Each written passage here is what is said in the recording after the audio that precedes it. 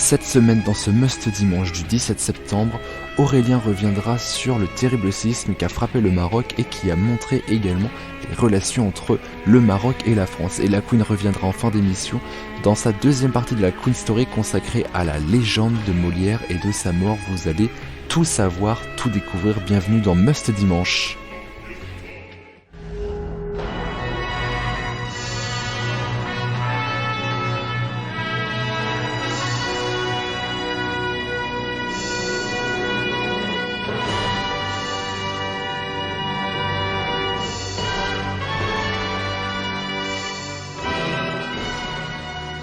Bonsoir à toutes et à tous, quel plaisir de vous retrouver sur ATV dans Must Dimanche, c'est votre nouveau rendez-vous tous les dimanches juste avant l'auberge aux alentours de 20h30. On se retrouve sur ATV pour débriefer de l'actualité de la semaine et pas que, tout simplement pour vous raconter des histoires parce que c'est ça le principe de Must, que ce soit le dimanche, que ce soit en prime ou que ce soit toutes les autres émissions qui arriveront, on vous raconte des histoires, l'histoire la plus proche de nous, celle de l'actualité, des anecdotes historiques, bref, si vous aimez l'histoire et les histoires à toutes échelles, vous êtes au bon endroit. Et d'ailleurs, à moi de vous en raconter une, celle de la date du jour, elle dit quelque chose, il y a eu des événements, racontons-les maintenant, voici ce qui s'est passé il y a un an, il y a un siècle.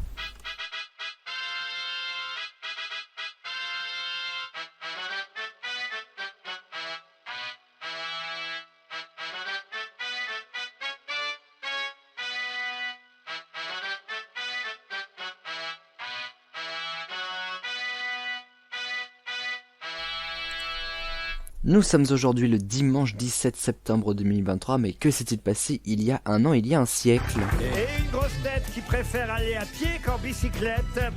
Il nous revient d'ailleurs du marathon de New York, Stéphane Plaza. Vous avez fini combien finalement à l'heure du marathon? Vers la fin quand même. Hein. Je crois que je dois être avant-dernier. Avant-dernier. Je c'est crois. vrai? Pas très loin, il me semble. Et derrière vous, c'était un non-voyant qui est parti dans l'autre sens. T'as même pas réussi à être dernier, quoi. Eh ben, il vaut mieux être premier ou dernier. Mais comme quoi, voilà. tu fais au marathon, tu fais comme ici pour les questions. Oui, mais je termine, monsieur. Ah, voilà. Et donc, c'était quand? Non mais c'est loin, hein, New York. C'était quand? C'était le 3 novembre. Qu'est-ce qu'il y a, Gérard? C'est loin, New York. Bah, c'est pour ça que je suis revenu à pied. Ah ouais. Rien à voir avec attendez, les ça grosses m'intéresse. têtes, RTL, Laurent Ruquier ou Stéphane Plaza. Ce qui nous intéresse dans cet extrait, c'est le marathon, car il y a bien plus d'un an et même encore plus qu'un siècle, le 17 septembre moins 490, a débuté une bataille célèbre, celle de Marathon. Et l'extrait que vous venez d'entendre a été shippé donc pour parler du marathon. Alors le rapport, Marathon, c'est la bataille des Grecs contre les Perses. And the winner is les Grecs. La légende raconte que lorsque les Grecs ont remporté cette bataille, c'est Euclès que l'on a envoyé rapporter la nouvelle dans la cité d'Athènes, en courant quelques 240 km, et en est mort d'épuisement en arrivant dans l'actuelle capitale grecque, juste après avoir annoncé la bonne nouvelle. C'est donc grâce à cette bataille d'il y a plus de 2500 ans qu'aujourd'hui le marathon existe en tant qu'épreuve sportive telle qu'on la connaît. Bon, revenons un petit peu plus proche dans l'histoire maintenant. En 1787, après des mois de débats, la Constitution américaine est signée à Philadelphie, commençant par la célèbre phrase « Nous le peuple », symbole de la démocratie américaine. C'est discutable évidemment, mais là n'est pas le sujet. Ce texte a changé l'histoire et il s'agit aujourd'hui d'une des plus anciennes constitutions qui soit encore en vigueur. C'est le 17 septembre 1787, 4 ans après sa prise d'indépendance, que les États-Unis signent leur première constitution à l'issue d'un vote. 70 alinéas qui seront rejoints et amendés pour certains tout au long de l'histoire jusqu'aujourd'hui, jusqu'à ce jour, puisque c'est une des constitutions en vigueur la plus ancienne du monde qui a été copiée par les Français, comme le raconte ce petit extrait, mais en tout cas cette constitution est toujours valable, elle a un petit peu changé, mais n'a pas pris une ride au fond. Nous revenons en France, mais en prenant un petit peu d'États-Unis, nous partons en 1779. Je viens manger le lundi, le mardi, le mercredi, le vendredi. Ça m'amuse, mon fils me fait goûter le Big Mac aujourd'hui. On dit que de préférence c'est les jeunes qui viennent. Ah, pas forcément, dites, je suis pas jeune, moi. C'est pas terrible. Et vous venez quand même. Bah oui, c'est économique. Le Big Mac, ce gros sandwich américain à la viande, en passe d'envahir le monde comme le Coca-Cola c'est le fleuron du fast-food, en français nourriture rapide. 100 secondes pour faire cuire une tranche de steak haché congelé. 55 secondes pour toaster et saucer une sonnerie rythmant chaque opération. Quelques gestes pour la salade, les oignons, les cornichons, le fromage. En 2 minutes exactement, le client est servi. Les études de marché donnaient le Big Mac et ses frères perdants en France, pays de la gastronomie. Or, le chiffre d'affaires de la filiale française a progressé de 85% en un an. C'est un 17 septembre 1979, figurez-vous que le tout premier McDonald's ouvre en France, et qui l'eût cru, ce n'est pas à Paris que cela arrive, non, puisque le premier McDo ouvre ses portes à Strasbourg, et la même année, aux États-Unis, l'apparition d'un incontournable du McDo, le petit Happy Meal. En 1879, un nouveau terme, en plus de celui de marathon, qui rejoint ce monde. Dans une Irlande où s'affrontent paysans pauvres et propriétaires riches pendant la guerre dite agraire, Charles Parnell, la tête de liste du côté des paysans, propose une nouvelle façon d'attaquer. La plus simple finalement, l'indifférence.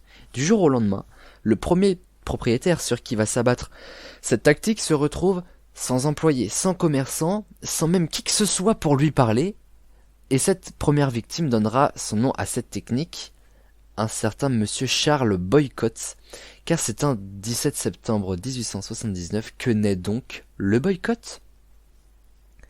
Les anniversaires du jour, on les souhaite à l'humoriste Verino, découvert dans le Ondar, on ne demande qu'à en rire. Il fête aujourd'hui ses 41 ans. Bon anniversaire à 2 chanteurs, mais dans 2 registres totalement différents, le rappeur français Akhenaton ou Akhenaton et la merveilleuse Anastasia, qui ont tous les deux aujourd'hui 55 ans, ainsi que le réalisateur Bryan Singer, à l'origine de la saga des X-Men et aussi du culte et très précieux, surtout sur ATV, Bohemian Rhapsody, qui fête ses 58 ans. Notre super anniversaire du jour, puisque à chaque il y a un an, il y a un siècle, on souhaite les anniversaires, mais on souhaite un super anniversaire, et aujourd'hui on le souhaite à la merveilleuse Adriana Karambeu, la plus française des Slovaques, a fait sensation lors de la cérémonie d'ouverture de la Coupe du Monde de rugby vendredi de la semaine dernière au Stade de France, en compagnie d'une pléiade d'artistes français, Jean Dujardin, Zaz, Vianney, Guy Savoy ou même Philippe Lachaud. Ils ont interprété une France des années 50, un peu décriée, il faut le dire, sur Twitter, sur X maintenant, juste avant une victoire écrasante des Bleus face aux All Blacks et importante en ouverture de cette Coupe du Monde de rugby qui se déroulera jusqu'au 28 octobre. On aura l'occasion d'en parler dans Must Dimanche, mais pas aujourd'hui, encore que bon anniversaire à Adriana Karambeu qui fête aujourd'hui ses 52 ans. De retour dans Must Dimanche, merci d'être toujours avec nous. Nous en parlions dans Il y a un an, il y a un siècle. La Coupe du Monde de rugby a débuté vendredi de la semaine dernière et a quelque peu éclipsé un événement beaucoup plus dramatique. Un séisme qui a touché très durement le Maroc. Alors si depuis évidemment toutes les chaînes de télévision, toutes les radios, la presse et le monde entier s'est penché sur le Maroc et est venu en aide à ce pays, ne serait-ce que pour avoir une visibilité pour savoir ce qu'il s'y passe, nous en France, nous avons surtout découvert que les relations étaient plus ou moins tendues entre ces deux pays. Au départ, on entend que c'est un pays frère, il y a beaucoup le terme de fratrie qui ressort de la part du gouvernement, mais on se rend compte que du côté du Maroc, les choses sont un petit peu différentes. C'est pourquoi cette semaine je me suis intéressé aux relations diplomatiques entre la France et le Maroc. Pourquoi elles sont si tendues, si compliquées? C'est ce que je vais tenter de vous expliquer à travers 2-3 éléments de réponse dans l'histoire en direct.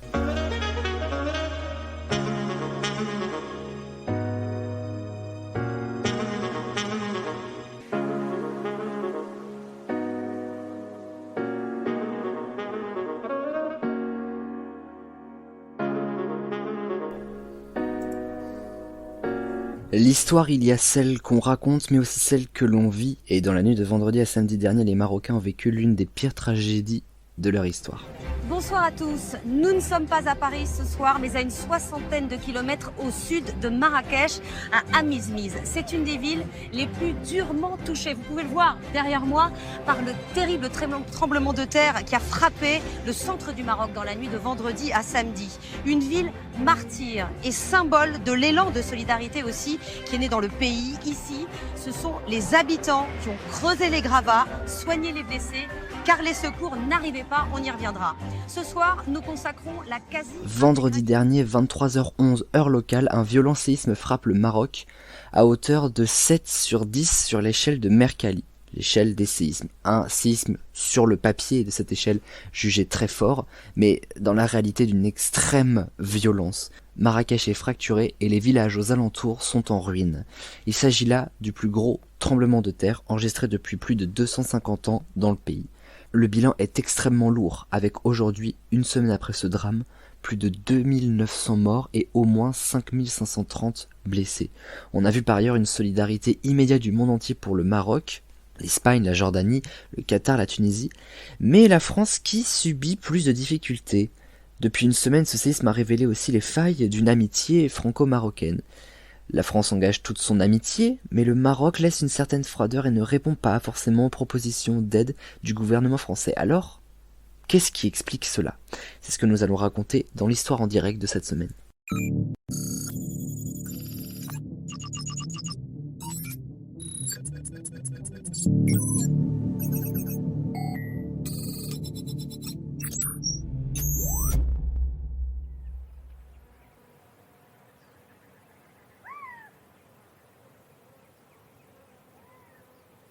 Le 2 mars dernier, déjà bien avant cette tragédie, Emmanuel Macron tend une perche au Maroc, affirmant que sa relation avec son roi Mohamed VI est caractérisée d'amicale. Une perche avec laquelle il va se faire battre, puisque l'entourage du roi affirme que leurs relations ne sont ni bonnes ni amicales. Bonjour l'ambiance. Mais alors pourquoi? En fait, plusieurs choses caractérisent ces malheureuses tensions entre le Maroc et la France. Historiquement, pour commencer, la France possède un allié de choix, l'Algérie. Alors même si leurs relations sont parsemées d'embûches, l'Algérie, quoi qu'on en dise, fait partie intégrante de l'histoire de la France et inversement. Emmanuel Macron l'a rappelé au début de son mandat, de son second mandat. Le problème, c'est que depuis ces 20-30 dernières années, les relations entre l'Algérie et le Maroc sont crispées très sérieusement à coups d'accusations d'attentats, de contestations de limites de territoire, puisque rappelons-le, ces deux pays sont voisins, et comme le dicton dit, on ne choisit pas ses voisins. Alors, comme un autre dicton dit, les ennemis de mes amis sont mes ennemis. Autre élément de réponse que l'on peut trouver en janvier de cette année au Parlement européen, un Parlement qui adopte un texte avec une grande majorité de voix pour visant le Maroc en leur demandant, je cite, instamment de garantir la liberté des médias et la liberté d'expression suite à des emprisonnements de journalistes et pour en assurer un procès équitable. De quoi tendre encore plus les relations diplomatiques, d'autant plus lorsque le Maroc accuse grandement la France d'être à l'origine de ce texte. Alors aujourd'hui, le Maroc fait preuve évidemment d'une force extraordinaire grâce à leur peuple, grâce également à une solidarité incroyable. Nous en France, qu'est-ce qu'on peut faire? Eh bien, vous pouvez également faire des dons. Je l'ai fait, ça prend moins d'une minute, c'est déductible d'impôts. Et je me permets de le dire dans l'histoire en direct, pas pour vous dire que moi j'ai fait un don et que je suis le meilleur, parce que c'est pas la réalité, simplement parce que même si le Maroc s'en sort, même si le Maroc se relève, le Maroc a tout de même besoin de vos dons, et même si le gouvernement ne peut pas réellement accéder à leur quête de volonté d'aider le Maroc, la Fondation de France, le Secours catholique, le Secours populaire, la Croix-Rouge française, eux, peuvent venir en aide et le font déjà depuis les premières heures. Alors vous pouvez aller faire un don sur leur site Secours Populaire, Croix-Rouge Française, Secours Catholique, Fondation de France. Ça vous prendra moins d'une minute et c'est un petit geste qui peut sauver des vies. Merci d'être toujours avec nous dans Must Dimanche. Nous entamons la dernière partie de notre émission, peut-être la meilleure puisque nous accueillons notre queen, votre queen à tous. C'est la queen d'ATV, c'est la queen de l'auberge, c'est la queen de Must. Elle aime vous raconter des histoires et la semaine dernière elle avait démarré son histoire autour de la mort de Jean-Baptiste Poquelin, aka Molière, que vous connaissez tous également, mais vous ne connaissez peut-être pas précisément ce qui s'est passé pour sa mort. Elle nous a donné quelques éléments de réponse la semaine dernière et voici la deuxième et dernière partie de la légende autour de la mort de Molière. Merci d'accueillir votre queen.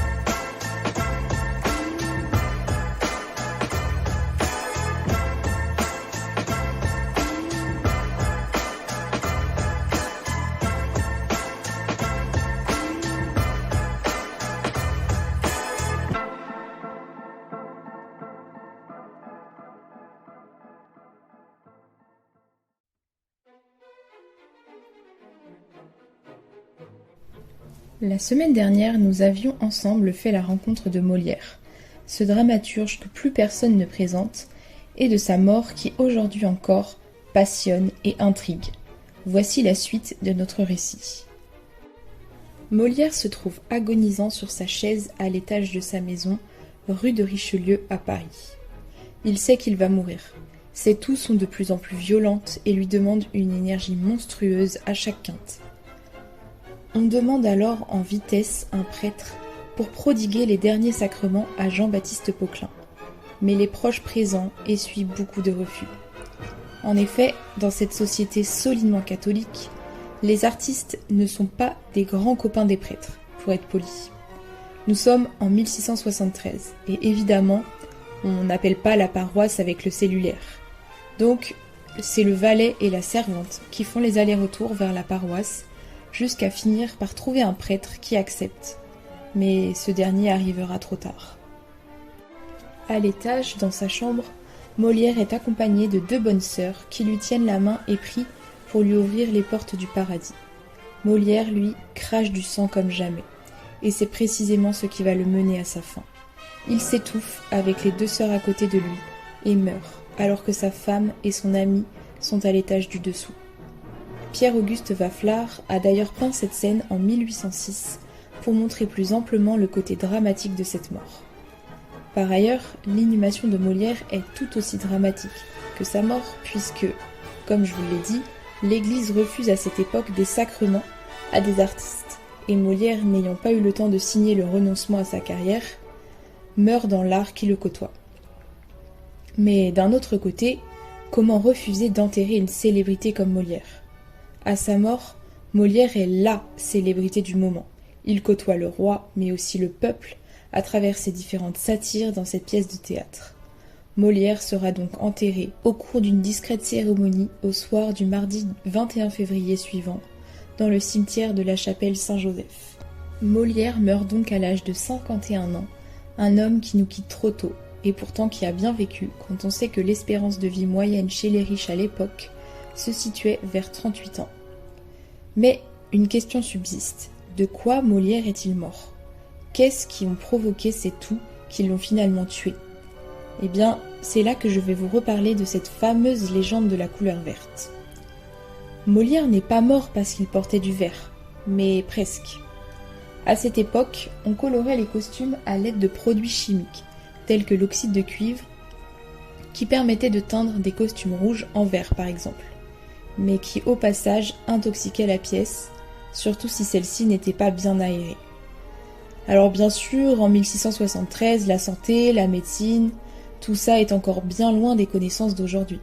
Ce qui fait que beaucoup de comédiens se sont retrouvés intoxiqués à ces produits, pour les costumes, mais aussi pour le maquillage qui attaquait parfois la peau des acteurs. Molière n'y aura pas échappé, lui qui mettait l'accent sur la transformation dans ses personnages, dont celui du malade imaginaire lui aura valu de devenir un malade bien réel. Aujourd'hui, si vous souhaitez vous recueillir sur la tombe de Molière, vous pouvez vous y rendre au Père-Lachaise, car lors de la Révolution française, il a été décidé de déplacer la sépulture de l'auteur en prenant les quelques cendres qui restaient de Molière et les liant à celui d'un autre auteur bien connu, Jean de La Fontaine, qui partage aujourd'hui le même caveau. Et merci infiniment à Maëva pour nous avoir raconté les dernières années, mais même les derniers jours de Molière dans ce monde. C'était votre toute première Queen Story et figurez-vous que mercredi, elle sera disponible en replay, en intégralité, la première et la deuxième partie, uniquement sur vos plateformes de streaming, mais je sais que vous adorez écouter et réécouter cette histoire à connaître de Molière, parce que c'est quand même le patrimoine français.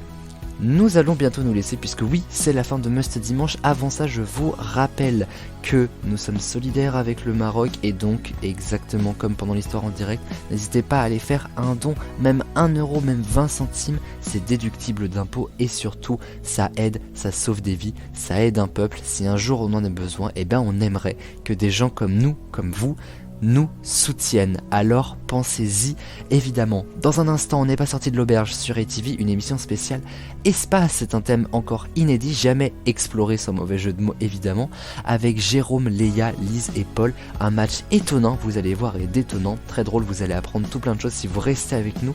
Must Dimanche revient dimanche prochain, 20h30 évidemment. Le replay c'est disponible partout sur YouTube, sur vos plateformes de streaming. Mercredi, la Queen Story en intégralité avec Maëva la Queen. Et dans un instant, on n'est pas sorti de l'auberge. D'ici à la prochaine émission, pas de sexe sans latex. Vous connaissez maintenant l'histoire. Et avec Maëva, on vous donne rendez-vous la semaine prochaine pour vous en raconter d'autres encore. Passez une bonne semaine et une bonne soirée. Bisous tout le monde.